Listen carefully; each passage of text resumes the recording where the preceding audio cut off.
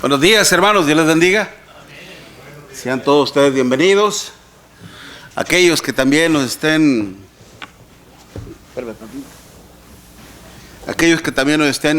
escuchando por las redes sociales. A veces uno se encuentra con agradables sorpresas, ¿no? En el sentido de que hay hermanos, familiares, amistades que también nos escuchan, que nos están viendo y que nos hacen saber que nos están siguiendo, que están aprendiendo también de la palabra de nuestro Dios, y eso es bueno, hermanos. Obviamente todo es para la honra y gloria de nuestro Dios. ¿Ven? Y pues les saludamos también a aquellos que nos estén viendo por las redes sociales, ya sea a través de YouTube o a través del Facebook en vivo. Y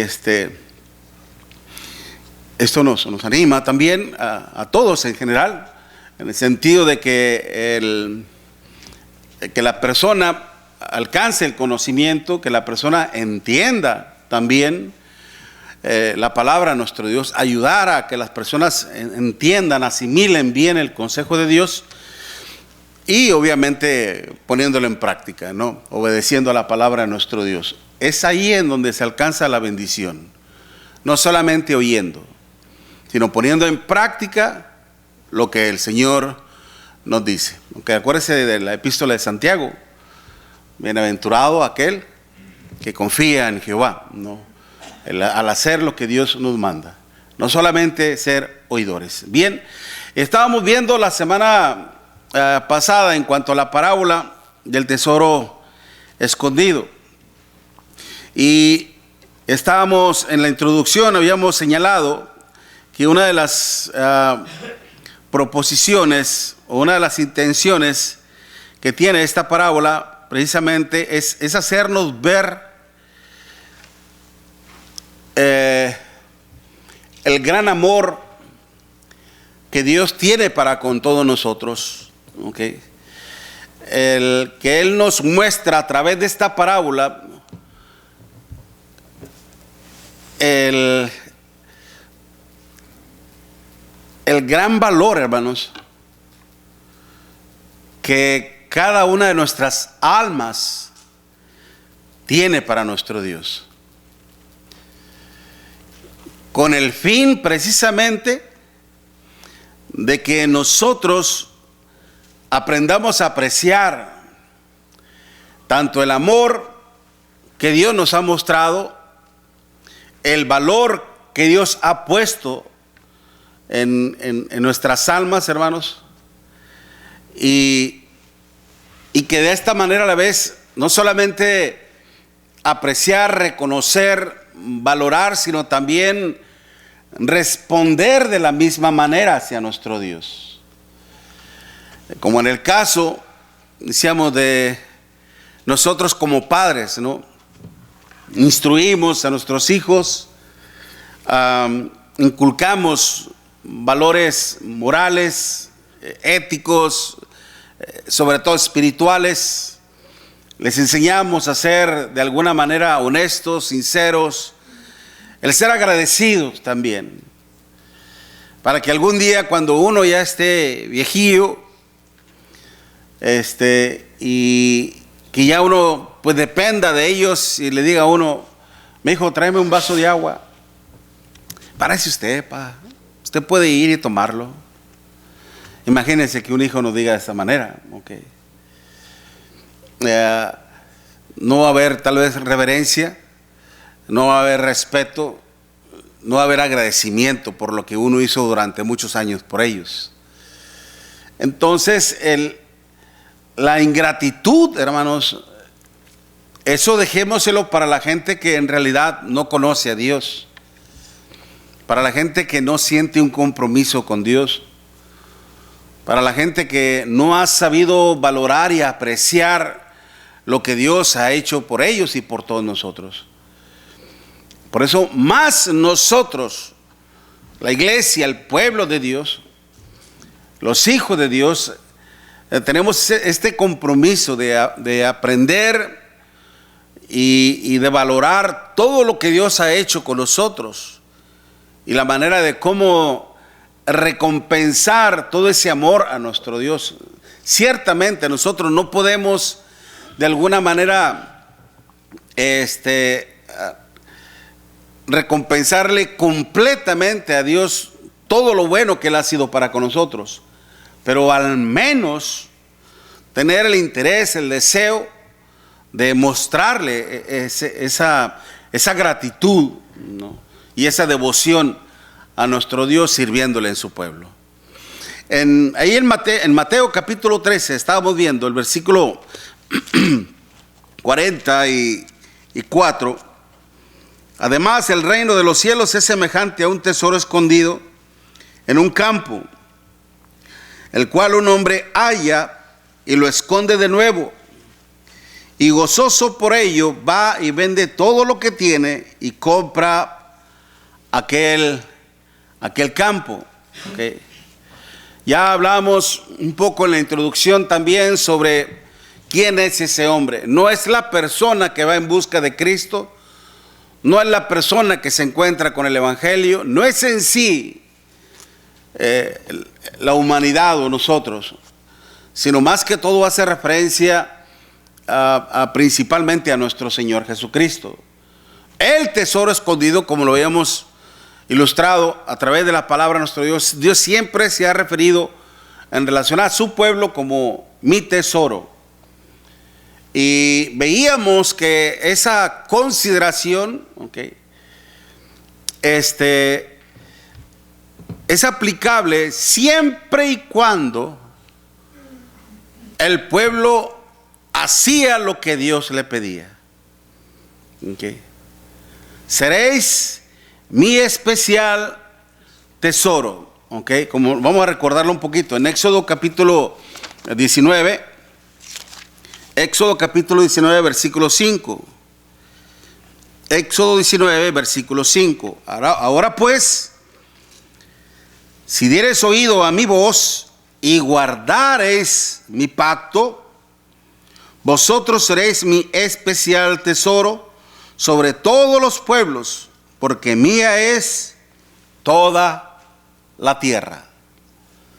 Démonos cuenta que el ser un especial tesoro para Dios está totalmente condicionado a el hecho precisamente de oír su voz, de entender su palabra, de asimilar su palabra y sobre todo de obedecer fielmente. Guardar implica conservar, retener, ser fiel a la palabra de nuestro Dios. Una vez que uno, como ya pueblo de Dios, si uno menosprecia la palabra de Dios y no obedece a Dios, automáticamente deja de ser ¿qué? Tesoro para Dios. Bien, por eso cuando seguimos ahí en Mateo capítulo 13, el reino de los cielos es semejante a un tesoro escondido en un campo. Señalamos que la misma palabra campo hace referencia al mundo. Y la cuestión escondido, cripto, implica que está oculto también. ¿De qué manera podríamos entender nosotros esto entonces? El estar escondido, el estar oculto. En primer lugar, muchas veces cuando el ser humano es puesto en evidencia delante de Dios a través de su pecado, por eso es de que muchas personas al sentirse, al reconocer que están mal delante de Dios, evitan, hermanos, tener un encuentro con la palabra. Evitan tener un encuentro con nuestro Dios. Evitan con todo lo que tenga que ver con nuestro Dios. ¿Por qué razón? Porque no quieren que sus obras malas sean puestas en evidencia. Mire, vaya en Juan capítulo 3. Juan capítulo 3. Y en el versículo 19. Juan capítulo 3, versículo 19. Y esta es la condenación, que la luz vino al mundo, y los hombres, dice, amaron más las tinieblas que la luz, y nos da la razón de ello. Dice, porque sus obras, ¿qué dice? Eran malas, ¿ok? Y añade, dice, porque todo aquel que hace lo malo aborrece la luz y no viene a la luz, para que sus obras no sean, ¿qué? Reprendidas, ¿ok? No sean reprendidas. Y mire una cosa, dice la palabra malo, hermanos, que en el griego es kakos.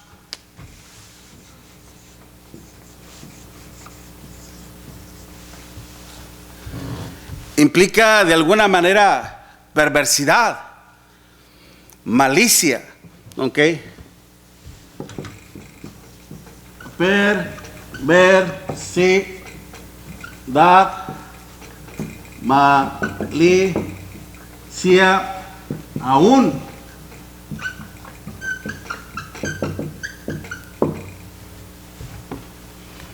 Depravación.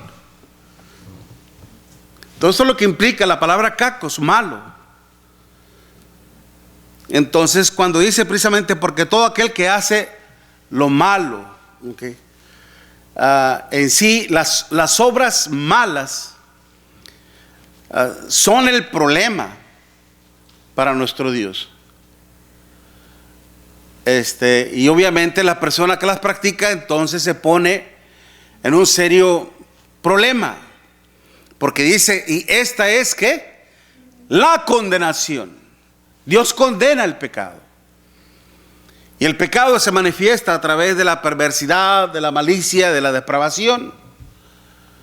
Todo lo que en ello implica o está relacionado.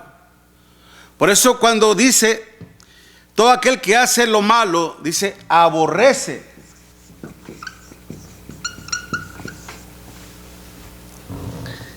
Y esta palabra es miseo,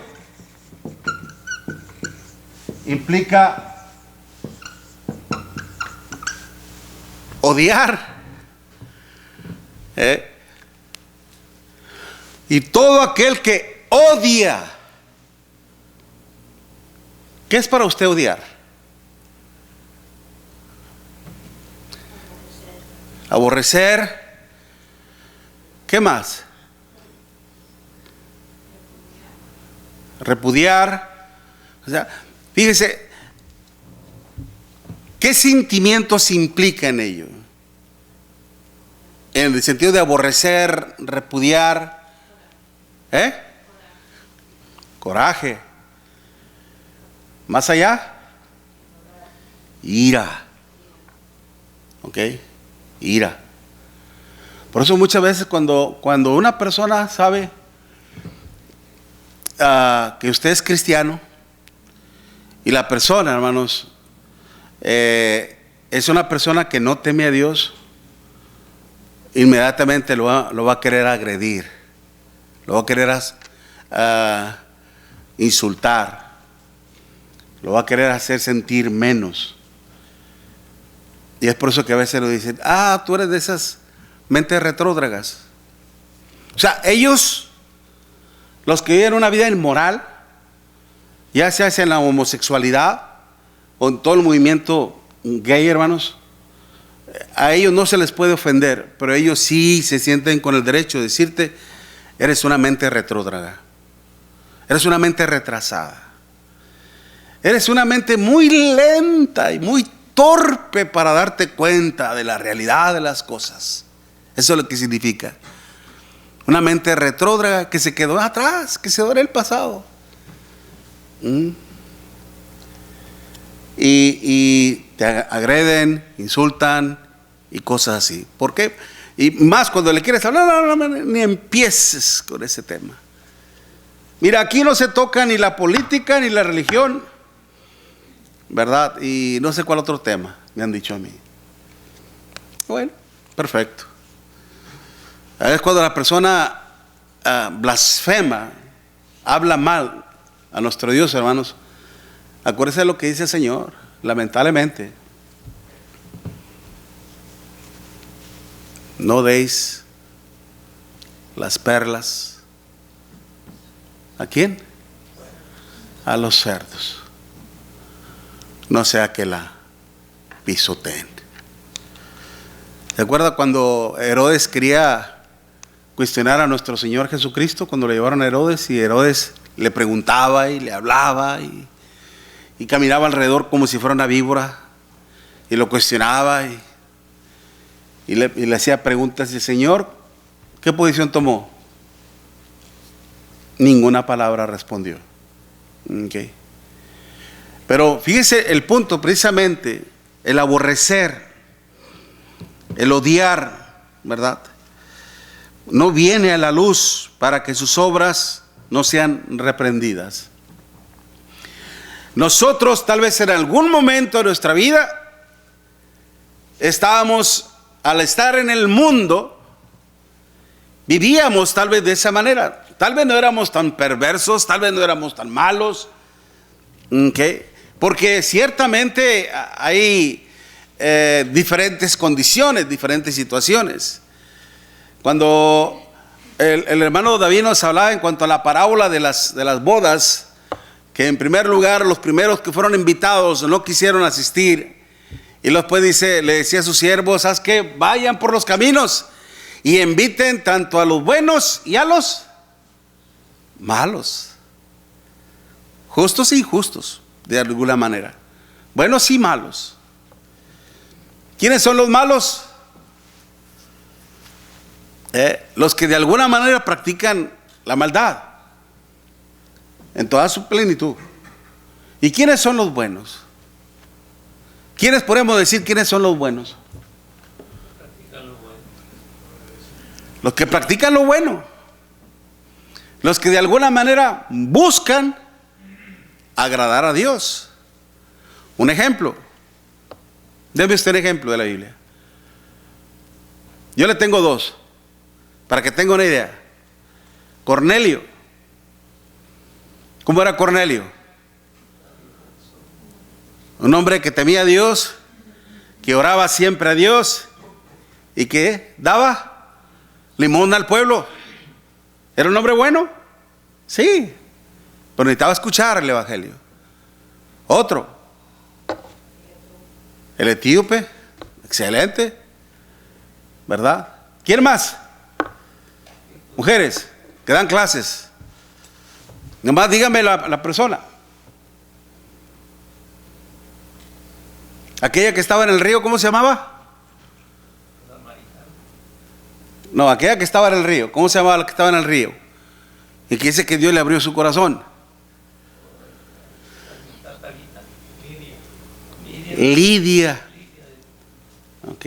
¿Qué pasó, hermanas? ¿Se les olvidó el nombre? ¿Lidia de dónde? De Tiatira. Ok. Entonces, gente buena, hermanos. Así hay en el mundo. Hay gente que lamentablemente es mala, pero hay gente que también es buena. Pero ambos necesitan conocer a Dios. Okay. Por eso, cuando se hace referencia al mundo, lo mencionábamos también, ¿quién es el príncipe de este mundo? Lo decíamos en relación a Satanás. Okay. Y que de alguna manera manipula, controla a la humanidad en sí. Por eso que 1 Juan capítulo 5 dice: y el mundo entero está bajo los pies del maligno.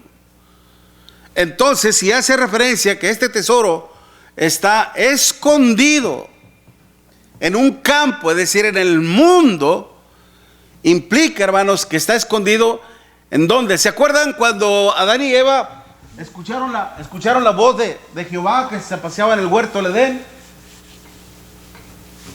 Una vez que ellos ya habían comido, ya habían desobedecido a nuestro Dios, Dice que ambos, al escuchar la palabra de Dios, ¿qué hicieron? Se escondieron. ¿Ok? Y cuando el hombre sale, le dice: oí tu voz en el huerto, tuve miedo y me escondí, porque estaba, ¿qué? Desnudo. ¿Qué le hizo ocultarse?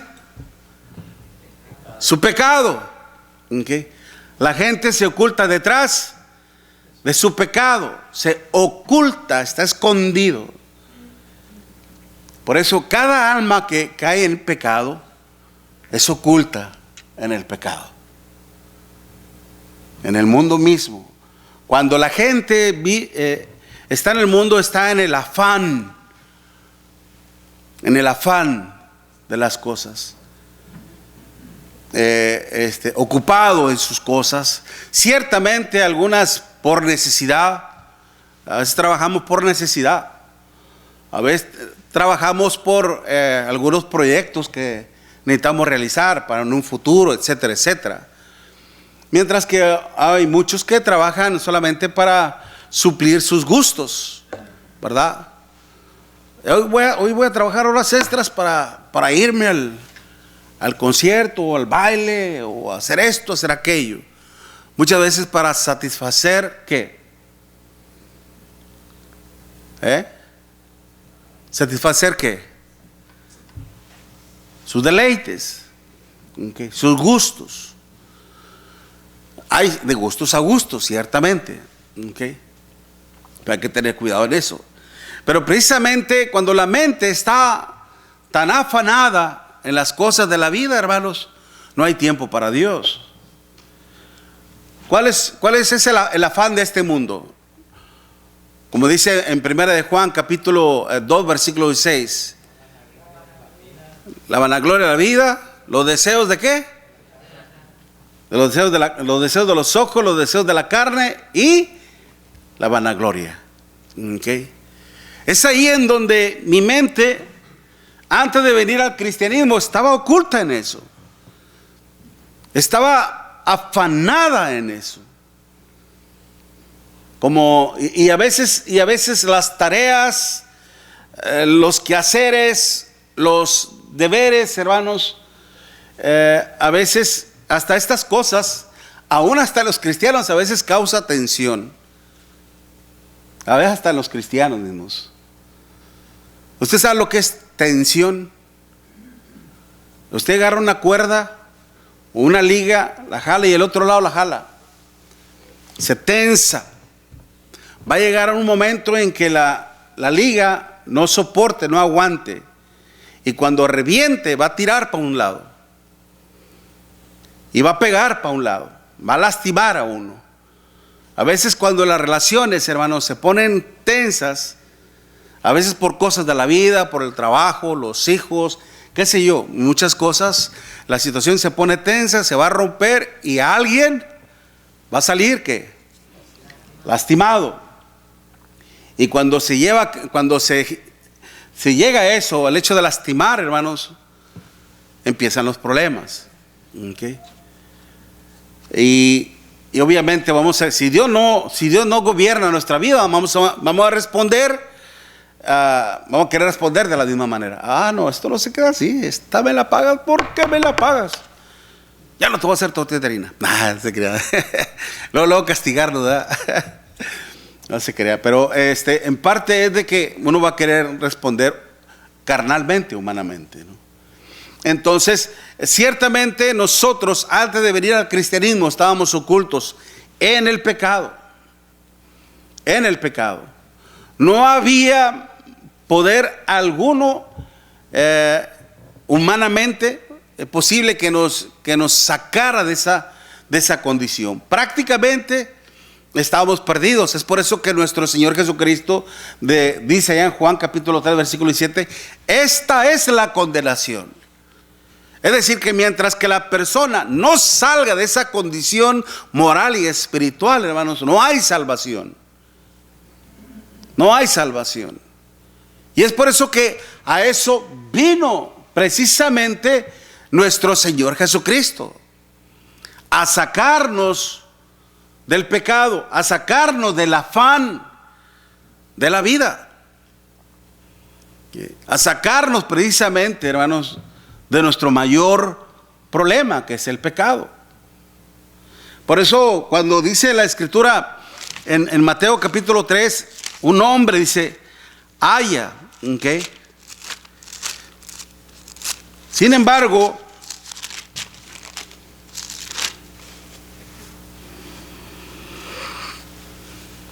estaba oculto en un campo.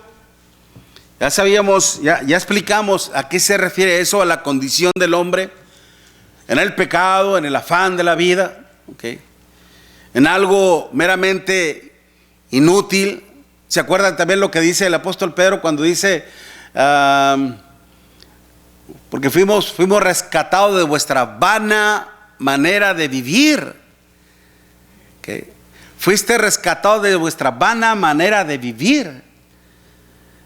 Una vida mundana, por usar así este término, una vida conforme al mundo, que no era una vida que nos beneficiara, ni físicamente, ni moralmente, ni espiritualmente. Ni espiritualmente. Cuando teníamos algunos vicios, tomar, fumar, hermanos, todo eso, ¿a dónde conduce? A la muerte. ¿Okay? En la cuestión moral, tener relaciones sexuales libres, hermanos, ¿a dónde conduce? A la muerte también, porque hay tantas enfermedades venéreas. A hablar tal SIDA. ¿Okay? Y en la cuestión espiritual, pues no se diga, estábamos condenados al pecado.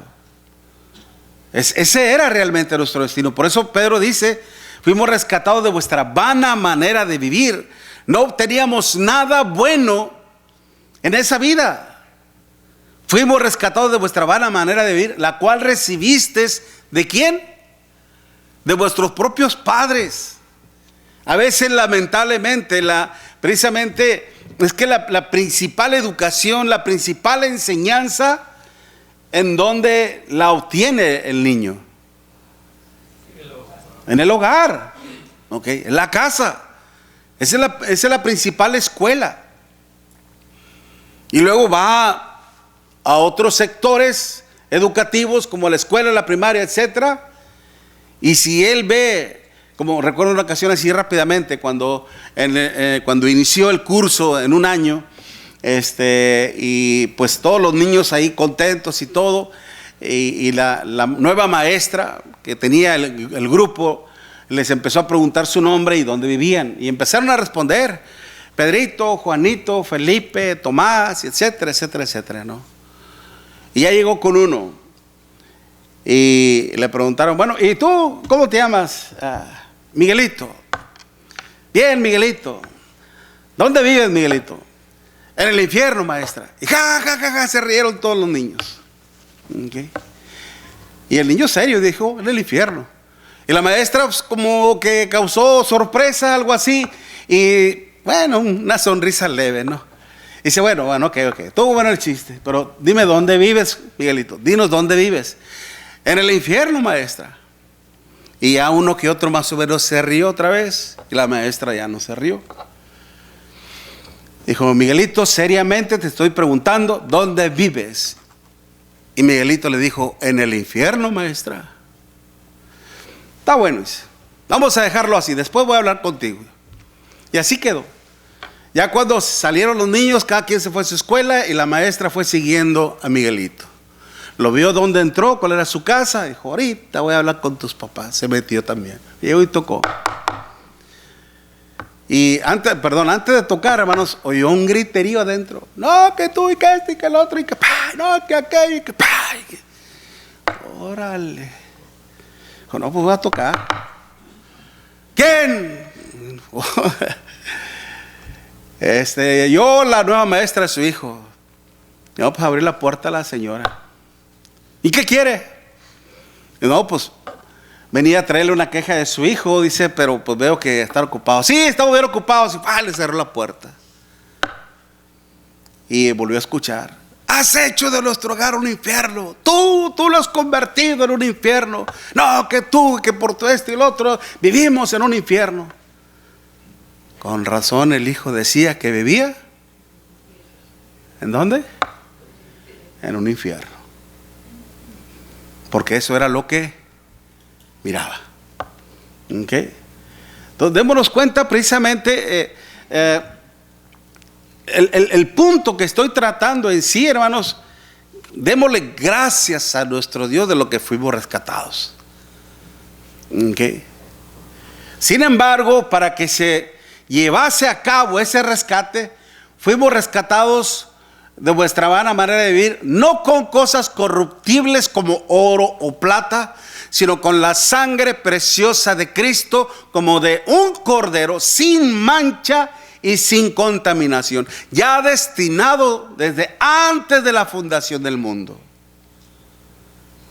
Está hablándose precisamente del gran plan redentivo de nuestro Dios.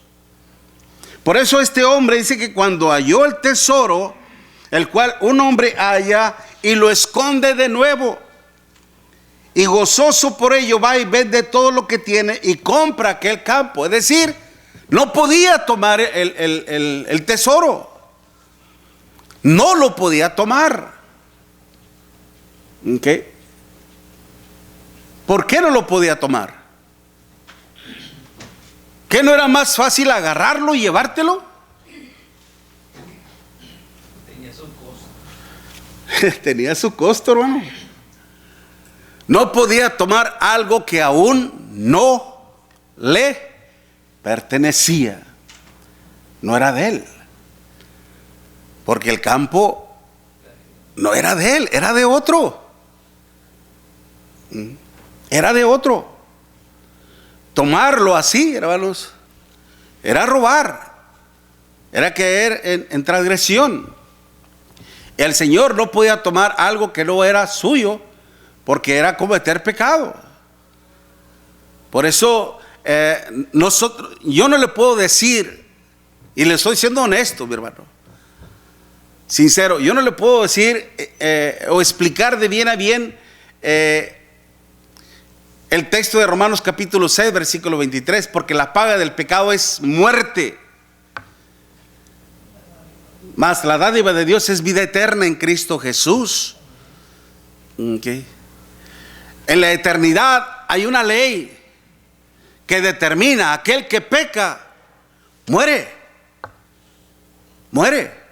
está condenado a la muerte. Y una vez que el hombre peca, hermanos, está condenado a la muerte. Y lo único que lo puede salvar, lo único que lo puede libertar, era que alguien tenía que dar el pago. Así está estipulada en la ley de la eternidad, que aún Dios mismo tuvo que aplicarse a esa ley. No le puedo decir más. Hasta ahí llega mi poco conocimiento. Okay.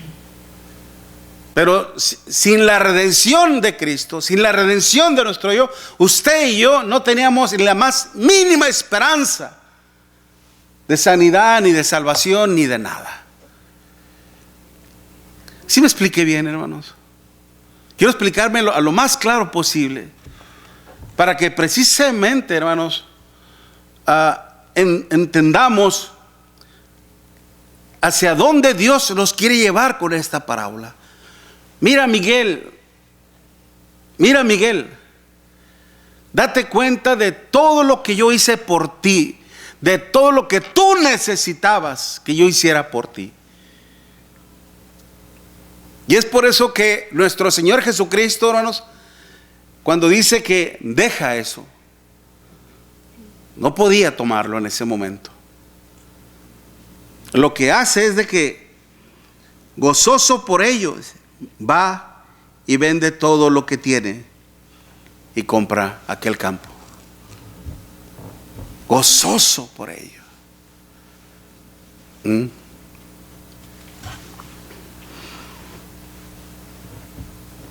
No se olvidó del campo. No se olvidó del tesoro. Nunca se olvidó. Para que el Señor, hermanos, pudiera dar el precio, para que el Señor pudiera dar el precio del costo de ese tesoro, ¿qué tuvo que hacer? Principalmente, una, bien, dar su vida. ¿Qué más? ¿Qué tuvo que hacer? Pagar el rescate. Bueno, va implicado, ¿verdad? Pagar con su vida. ¿Qué más? ¿Qué más? Dejó el cielo para venir acá abajo. Bien, ok. Sí, pero estoy tratando de... Se despojó. sí. Vamos a ponerlo así. Dejó su lugar, su gloria. Precisamente, fíjense lo que dice Filipenses capítulo 2, versículo 5. Era donde quería llevarlos.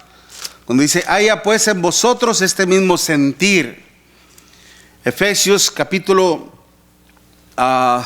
que sea capítulo, válgame, no Efesios, Filipenses, por eso no lo encontraba. Filipenses capítulo 2, versículo 5. Filipenses 2, versículo 5 hasta el 11. ¿Ok? Sí, hermano, por favor. Filipenses 2, del versículo 5. Dice, haya pues en vosotros este sentir que hubo también en Cristo Jesús, el cual siendo en forma de Dios, no estimó el ser igual a Dios como cosa a que aferrarse, sino que se despojó a sí mismo, tomando forma de siervo, hecho semejante a los hombres, y estando en la condición de hombre, se humilló a sí mismo, haciéndose obediente hasta la muerte y muerte de cruz. Por lo cual, ¿Quiere el 9 también? y hasta el 11, hermano. Por lo cual Dios también le exaltó hasta lo sumo y le dio un nombre que es sobre todo nombre, para que en el nombre de Jesús se doble toda rodilla de los que están en el cielo y en la tierra y debajo de la tierra, y toda lengua confiese que Jesucristo es el Señor, para gloria de Dios Padre. Amén, hermano. Gracias, hermano. ¿Qué fue lo que hizo el Señor, hermanos? Principalmente, ¿ok? El cual dice, siendo en forma de Dios. Esa palabra forma explica lo que es morfe. Esa forma, morfe, que implica, hermanos, una figura real. Algo que está en representación, algo que representa realmente lo que es. Como O sea, una copia. Más o menos, porque la copia, saca uno una copia y está la misma. Sí, pero una copia del original. ¿Se me explico? Una copia del original. No una copia de la copia. Ok. Sino una copia del original. O a veces cuando en una cuestión legal importante, usted lleva una copia del original y dice, tráeme ¿qué? El original. Ok. Entonces, Cristo es el origen. Ok. El original. Porque representa todo lo que es Dios, porque es Dios. Por eso cuando el Señor, digamos, de alguna manera le causó gracia cuando Felipe le dijo, muéstranos al Padre y nos basta. ¿Qué? Tanto tiempo he estado con vosotros, Felipe, y aún no me has conocido. ¿No ves que las mismas obras que hace el Padre son las mismas que yo hago? Ok. Entonces, bueno, cuando dice forma, en la figura real, haya pues en vosotros hubo también en Cristo Jesús, el cual siendo en forma de Dios no estimó no estimó el ser igual a Dios como cosa a que aferrarse. Es decir, que no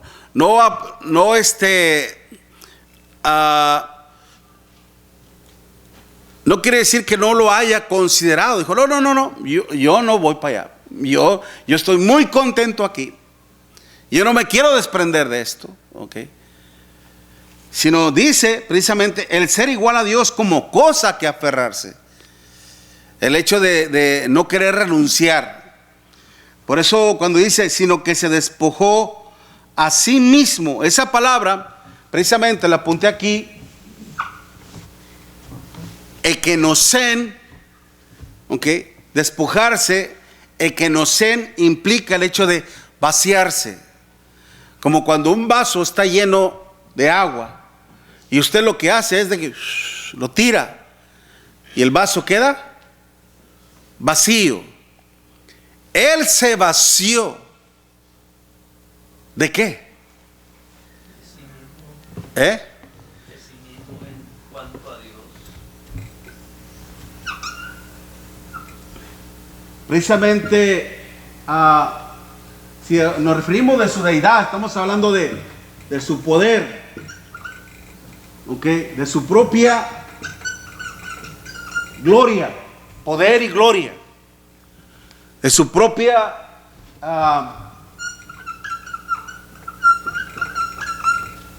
grandeza. Entonces, ¿cómo fue que hizo los milagros? Si era, porque dice la Escritura, y estando en la condición, no, dice, sino que se despojó a sí mismo y tomando forma de hombre, ¿ok? Antropo, tomando forma de hombre, dice que se humilló a sí mismo, haciéndose obediente hasta la muerte y aún algo más peor, muerte de cruz. Algo mucho más humillante, algo mucho más denigrante, porque él murió como un vil ladrón, como un vil malhechor, como un vil delincuente, como una basura. Por eso dijeron los judíos, crucifícale, merece la muerte. ¿Okay? Fue repudiado, fue rechazado. Y no solamente eso, fue condenado como un vil ladrón. Sin embargo, por eso, ¿cómo fue que él pudo hacer todo esto? Si era 100% humano y vino a ser 100% humano para poder pasar por todas nuestras complicaciones en la vida, por todas nuestras tentaciones, por todas nuestras provocaciones. Lo que usted ha sufrido en este mundo, él lo sufrió también. Así de simple. ¿Usted ha pasado por hambre? ¿Ha pasado por hambre? Recuerdo cuando a mí un patrón me llevó a hacer un trabajo en un techo, no sé de qué, echar chapopote y todo eso. Me dijo, mira, aquí vas a trabajar, aquí está el material y esto y lo otro, y ahí está, todo tuyo. Y a mí se me había olvidado llevar lonche. Dijo, ¿y va a venir para el mediodía? Dijo, si puedo, vengo para el mediodía. Pues no se paró ni en todo el día. Y yo ni desayuné, ni comí, ni... No, hombre. Dije, no vuelvo, ya no volví. Pero pasar por hambre es algo terrible. El Señor, hermanos, ¿por qué pasó? Yo fui unas horas, a lo mucho unas 12 horas, 14 horas. ¿Cuántas horas Él no probó bocado? 40 días. Imagínense, 40 días. El ayuno de no probar bocado. Tomó agua, pero no con vida. ¿Ok? Todo lo padeció, todo lo sufrió. Él fue tentado en todo, como dice el Espíritu Santo en Hebreos capítulo 4, pero sin pecado. Era 100% humano. Sin embargo, todavía estando en esa condición, hermanos, era obvio que siendo un simple mortal, él no tenía el poder para hacer milagros, porque él se despojó, se vació de su deidad. Entonces, ¿cómo fue que Él hizo los milagros? Versículo 9 da la clave. ¿Eh? En el 9 da la clave. Por lo cual Dios también le exaltó hasta lo sumo y le dio un nombre que es sobre todo nombre. Bueno, ahí cuando dice que lo exaltó, hermanos, es porque lo puso en un lugar alto, en la cruz. ¿En qué? En la cruz. Pero nuevamente pregunto, ¿cómo fue que el Señor pudo hacer los milagros? Cuando Cristo viene, cuando Nicodemo va a ver a Jesucristo, Ajá, Él le dice, sabemos que vienes de Dios, ajá. porque Nadie. puede hacer los milagros que tú haces, Sí. vendría de Dios. Si Dios no está con él. Bien, mi hermano. Ok. Dios estaba con él. Pero para ser más explícito, hermanos, cuando nuestro Señor, ¿cuándo fue que empezó el ministerio nuestro Señor Jesucristo? ¿A partir de cuándo Él empezó a hacer milagros? Antes de eso. A los 30 años, pero me refiero en qué momento de su vida, no tanto de su edad. ¿A partir cuándo inició su ministerio? Cuando daba Juan 2, cuando la primera boda del hijo. La escritura dice eso, que cuando él estaba joven, lo llevaron al templo, entonces él empezó a hablar con los del templo. Bueno, ahí todavía le estaba siendo instruido, estaba siendo enseñado, todavía era un joven. Para acabar, porque ya el tiempo lo tengo encima. Cuando él fue a Juan el Bautista, cuando él fue con Juan el Bautista y Juan se le oponía, le dijo, ¿cómo es que tú vienes a mí diciendo que yo necesito ser bautizado por ti? Él le respondió, deja ahora porque os conviene que cumplamos con toda justicia. Y fue bautizado. Y cuando él fue bautizado, ¿qué pasó? Exactamente, hermano. Es cuando él recibió al Espíritu Santo. El Espíritu Santo mora en él. Mire, vaya rápidamente, para terminar este pensamiento, porque lo tengo que dejar en claro. En Lucas capítulo 4, nada más lo voy a leer y usted lo tiene que, léalo también en su casa y luego después platicamos. Lucas capítulo 4, versículo 16. Lucas 4, versículo 16. Vino a Nazaret, donde se había criado. Y en el día de reposo entró en la sinagoga conforme a su costumbre y se levantó a leer. Y se le dio, ¿pueden pasar por favor por la orilla? Pero caminando, no corran, tranquilamente. Hay disculpas. Dice, y se le dio el libro del profeta Isaías. Habiendo abierto el libro, halló el lugar donde estaba escrito: el Espíritu del Señor está sobre mí, por cuanto me ha ungido para dar buenas nuevas a los pobres. Me ha enviado a sanar a los quebrantados de corazón, a pregonar libertad a los cautivos y vista a los ciegos, a poner en libertad a los oprimidos y a predicar el año agradable del Señor. Y enrollando el libro, lo dio al ministro y se sentó, y los ojos de todos estaban en la sinagoga, estaban fijos en él. Y comenzó a decirles: hoy se ha cumplido esta escritura. ¿Cuándo fue que fue ungido? Cuando fue bautizado. ¿Qué era lo que iba a empezar a hacer? Todo este trabajo. Por eso después, en las fiestas de Canaán, en las bodas, ¿cuál fue el primer milagro? Convertir el agua. ¿Por qué? Porque el Espíritu del Señor ya estaba en él.